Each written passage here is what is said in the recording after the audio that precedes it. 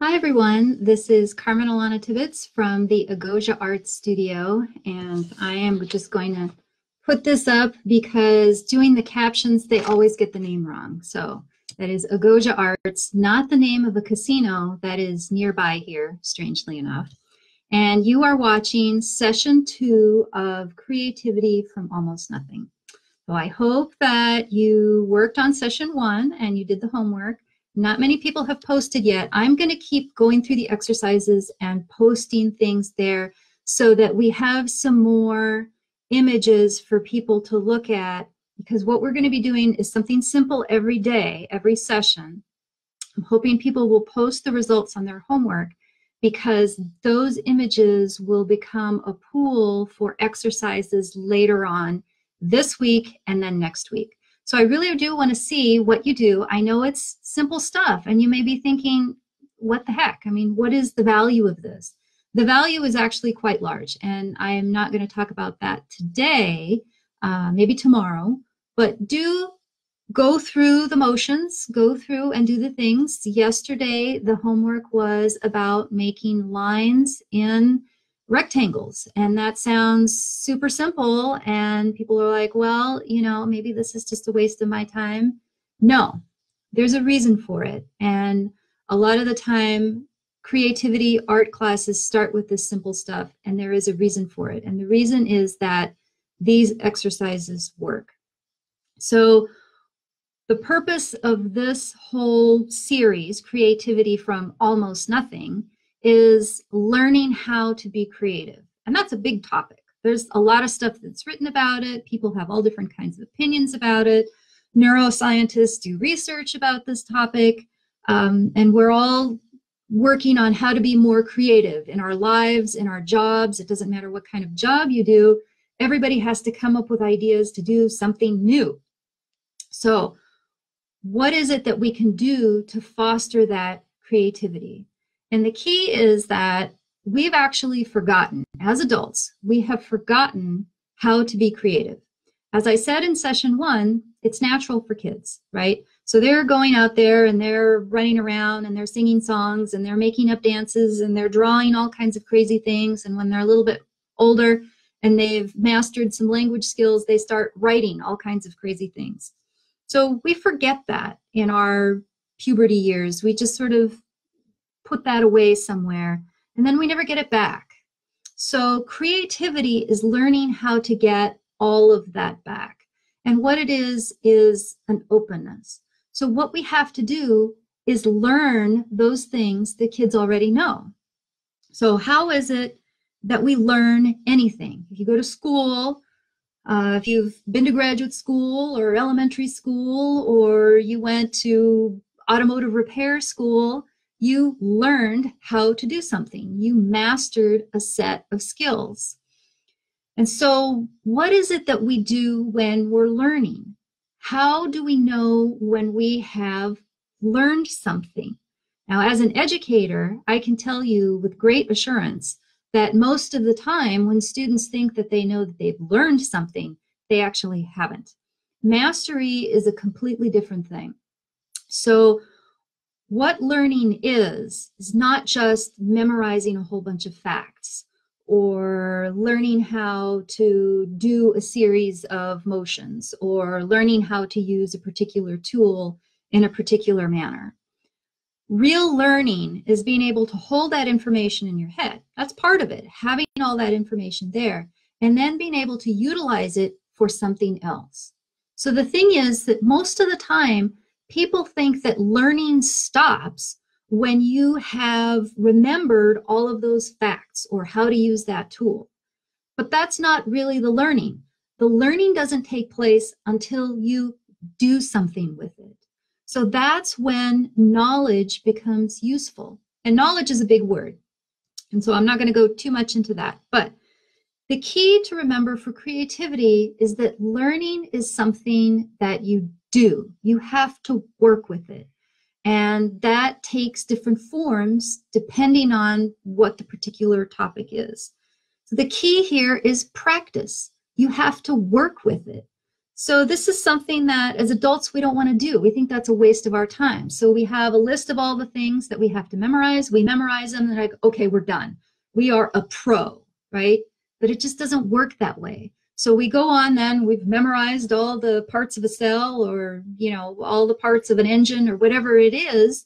And then we go and we're like, okay, well, I need to go fix my car now. And then you can't do it and you're stuck and you get pissed off. Right? So you jump from just having those facts, that thing of facts, and then you want to be an expert right away and you're disappointed. And the point is, you actually haven't completely learned something. And we have gotten away from that mental state where we know that we've learned something because we don't do anything with the knowledge. So you have to practice with it. Practice is key. We don't want to start simple, baby steps. We want to just learn how to do it. Tell me how to do it, and then I'm going to go out and do it.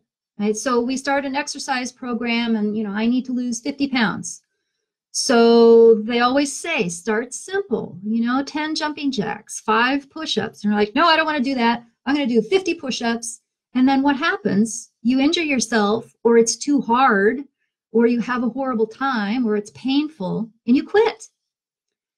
The point is that you have to practice. You have to get into that place where your body, your hands, so we're talking about creativity mainly in either a fiber arts kind of theme, which is what I do, or a drawing or a writing theme. So from an artistic point of view, but really this does work for anything else. You have to practice and you have to start small and simple because you have to learn what it is that you are doing when you're practicing. So for example, if you have started a drawing class or a painting class, you go in on day one and quite often the instructor will say, okay, put up your canvas over there, take out your paintbrushes or your charcoal pencils or whatever, and they just have you start simple by making marks on the canvas. And people are like, well, crap. What a waste of time. What a waste of my time. What a waste of this whole canvas. What a waste of my materials that I've paid dear money for. It is not a waste of time. These are very important exercises. And I think one of the things that a lot of instructors don't do is they don't tell you why you're doing it. You're doing it so that you can understand how you feel when you hold something in your hand and you are making those simple marks. You have to relearn how it feels to make something, to do something. You have to pay attention to what it is that you're doing. How does your hand move? How does it feel when you're making that mark on the paper? What is the paper doing? What is the sound being made? Is there resistance? Is this the look I want? What look do I want? Right? All of this, just something simple, lines on a piece of paper like I had you do last night. People really struggle with it. They just get it and they just want to dismiss it right away and say, oh, this isn't for me. Well, how are you ever going to learn how to make some big masterpiece if you don't even know how to make the simple things? You think you know how to make the simple things, but you don't.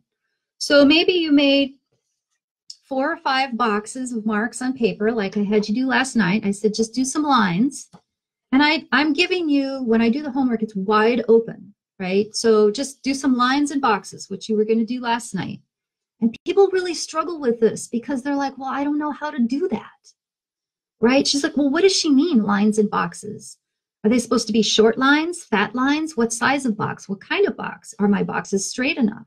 People just get all of this stuff in their mind because they don't know how to just let go and make lines and boxes. So the first step is learning how to just do it. You have to learn to get to that place where you are feeling what you're doing. If you are a fiber person, you have to learn, just doing the stab stitch. You just sit there and you do it. And you're thinking, man, I paid a lot of money for this silk and this wool yarn, and here I am, I'm just doing the straight stitch.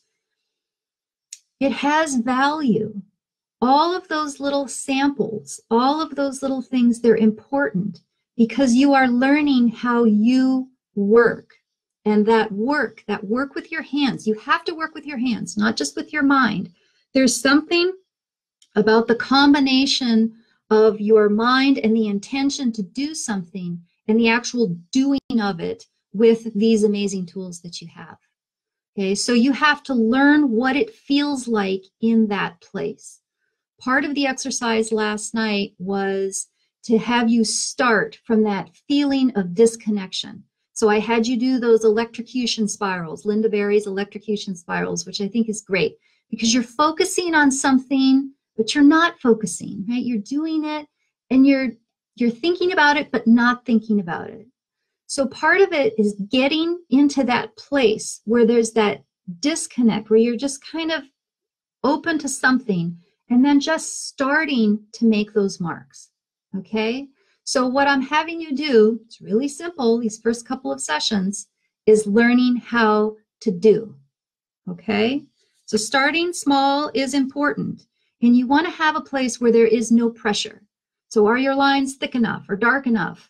Are you using the right kind of paper? Should I use a different pen? Just get rid of all that, okay? Get rid of all of those words that are judgy, you know, good enough, straight enough, perfect, dark, whatever it is. No, you just want to move. You just want to draw. You just want to stitch. That's it.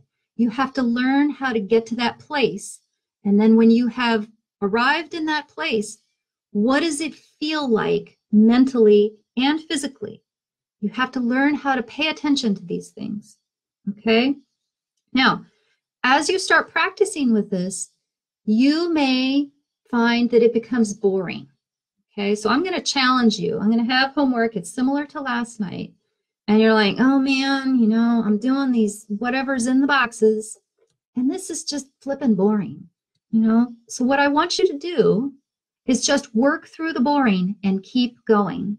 So the challenge is, if you're drawing, to do 4 or 5 samples like last night.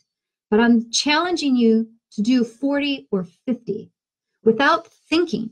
Just draw. Just go. Just make those marks. Just go. If you're bored, keep going. You just keep going. Every box has to be different. Just try something new. If you get stuck, then just start making spirals again. Something will come into your head, and then just keep going.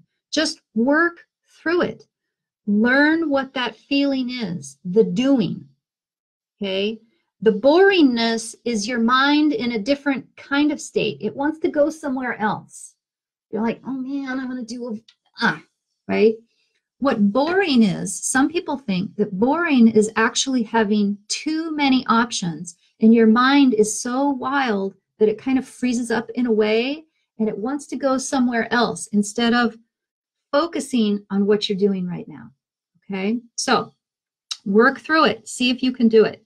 So don't think, just keep stitching and going on all that, and practice moving through those weird feelings.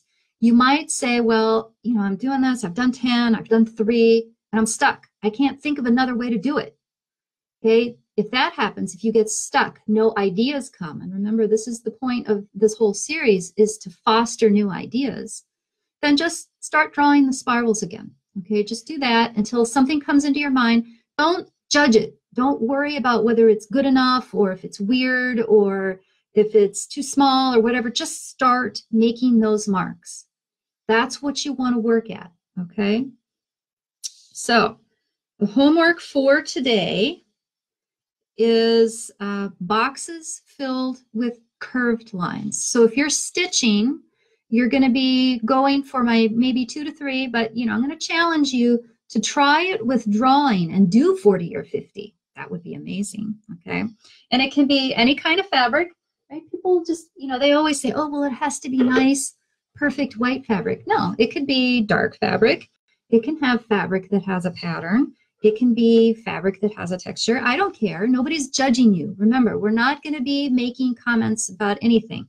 The point is just to get whatever you have and start stitching. Whatever kind of stitches you want, whatever kind of fiber you want to use in your needle is totally fine. If you are practicing, you're doing the homework with drawing, Just any kind of paper and a drawing implement. That's all we need today. So it doesn't matter if it's a crayon, if it's a marker, if it's a ballpoint pen, it doesn't matter. Just a piece of paper and something to write with, and I want you to just try and make 4 or 5. Let's stick to 15 minutes, unless you want to do that challenge.